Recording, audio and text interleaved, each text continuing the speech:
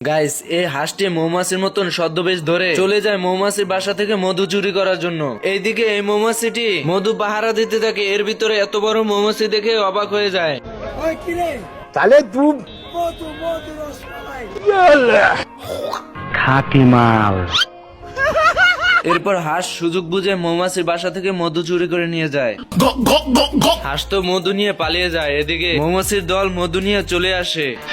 সুলতান বাইরে আলার পর এদিকে একটা মৌমাছি বাসার ভিতর থেকে বেরিয়ে আসে মধু চুরির কথা রাজার কাছে বলতে থাকে। আমার মাফ করে দেন হুজুর, আমার ভুল হয়ে গেছে।